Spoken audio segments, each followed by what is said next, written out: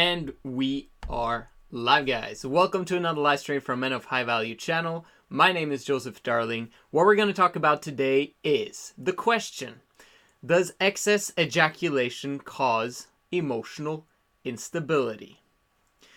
If it does, then I could easily have called this video 95% of men are emotionally unstable. Now, this would be clickbait in some shape or form, but at the same time, is it really? Let's look at the facts. And before we do, make sure you smash that like button.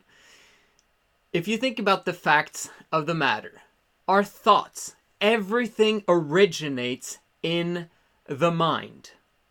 Everything. Before anything was created, it was first a thought. It's completely logical.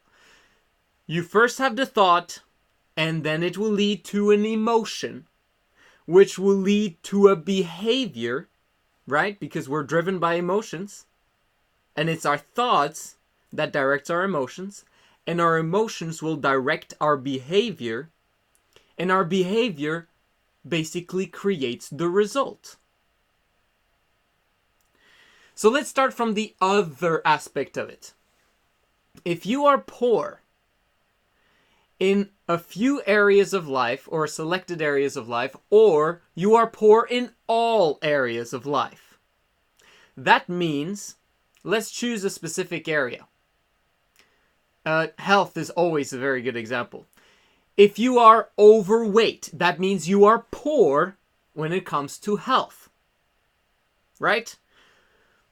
If you are poor in your health, you're obese, you're overweight, that means that you have been inconsistent or behaviorally unstable. Your behavior has been unstable. You've been inconsistent. You have not done something continuously every single day over a long period of time. And this is the exact reason why you are overweight or obese. We have come to an age now, the information age, where any information is readily available. If you are especially in the first world country and you have access to the internet, for those in third world countries, most information is still available, but it's just harder to get hold of. For you in a first world country, there is no excuse for not having correct information. There's a lot of different information out there, and you have to sift what is correct and what is not. But when it comes to the most important aspects of life, for example, your health, being obese or overweight, there is no excuse for being obese or overweight. Now, if you start like that as a child because your parents were both overweight and they didn't give you or feed you the things that were necessary, they never showed by their example of exercise, then you will be obese and overweight. But guess what? You come to an age of responsibility. That age is not 18 years old. It starts when you ejaculate.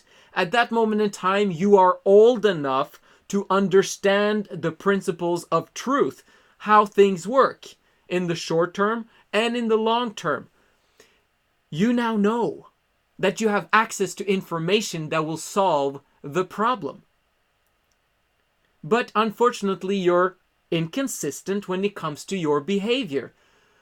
But it's not because you don't want the result. It's because of something that happened earlier, which was the emotions.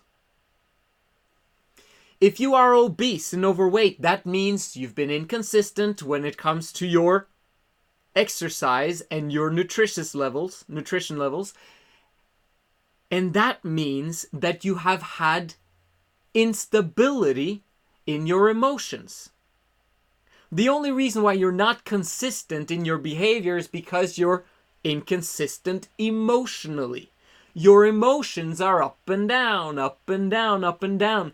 I don't feel like exercising today. I don't feel like eating salad today. I want to. I feel like eating the gross kebab or whatever it is that you eat. It's emotional. You're emotionally unstable and you are doing certain behaviors because of how you feel in the moment. Sound like an Indian for a second. In the moment, you are emotionally unstable. This is the cause of the matter, of why you're behaviorally unstable and inconsistent, which causes you to be poor in one or all areas of life. But it doesn't start with emotional inconsistency, does it? What causes your emotions? Your thoughts. Your thoughts is what causes your emotions to be unstable. How you view the thing that is in front of you. Is this the correct thing to do or is it the incorrect thing to do? Are you choosing it rationally or are you choosing it based upon emotion? Right? So people get warped when it comes to thoughts and emotions. Which is it? Which should we follow? You should always follow your thinking, and then you should make sure that your emotions match up to that thinking. You channel your emotions to make sure that you do the right thing. You don't allow your emotions to choose what your thoughts are going to do. Don't make this confusing. First, you choose with your thoughts what your emotion will be. Then, with your emotions, you can now do the action. Very often, you have to do the action. You have to skip the emotion sometimes. And then the emotion will come. And then the action will be easier and easier and easier to do, which will create the results you desire.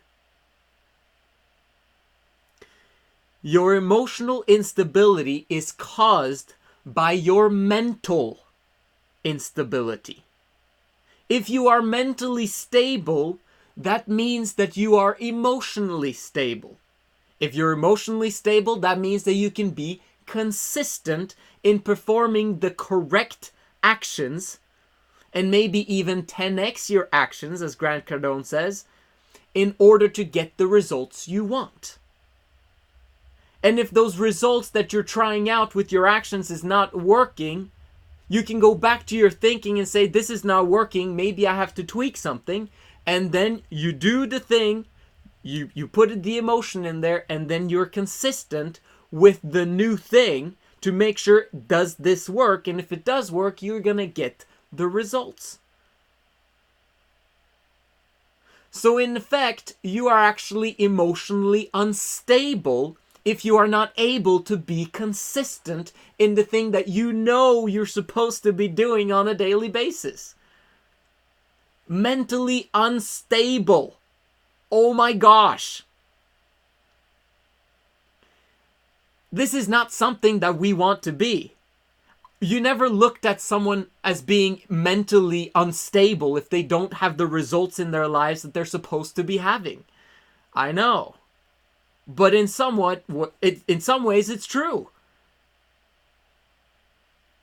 You start out as a child, and you might be getting the thing that you want or not. But you are mentally and emotionally unstable, right? It's going up and down, depending upon circumstance. An attitude that is dependent on circumstances. You had that as a child. But hopefully your mother eventually put you on a schedule so that you could sleep properly, be mentally stable throughout the night. Oh my gosh, that was a tricky one for your parents. And then her taking you on a schedule when it came to your eating habits, so that you weren't up and down, but you got your food intake at the exact right times, so you didn't have to experience being mentally unstable and emotionally unstable. Things could be kind of consistent. Now, this is very hard for parents to do these days, so they kind of leave the kids over to the kindergartens and the school to take care of that, because they don't want to do that. It's hard work. But then eventually you are able to communicate and And then taking the next step in your teenage years, now around the age of 11, 12, at this point in time, you can figure it out yourself. You can know how to feed yourself. You can know how to clothe yourself. You don't need your mommy to wash you in the bathtub anymore, hopefully. And then you can move on to the point of controlling your thoughts. Because this happens early on in your teenage years when masturbation is introduced to you. You just, what? I didn't know anything about this, but this feels good. And then porn is introduced to you earlier and earlier these days. This is the moment in time to choose to be emotionally and mentally stable.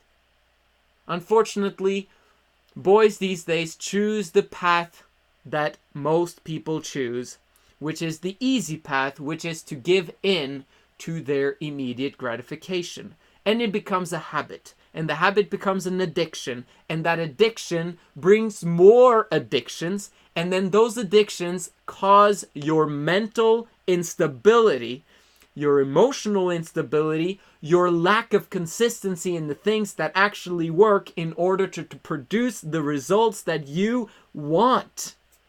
It all started with you choosing the easy path as a young teenager and starting the path of excess ejaculation. This is why you do not have the results that you have, and this is why you are emotionally and mentally unstable. Now, who on earth would ever want to be stamped mentally unstable? My wife was stamped with ADHD from her parents, which meant that she was put on medication way too early. The fact that she was put on medication at all is beyond me. Or it wasn't supposed to happen. So they stamped that on her, right? But she came to a point where she understood that that is not me. I do not have it, and I can live without the medication. And then she rather chose the path of self-improvement instead.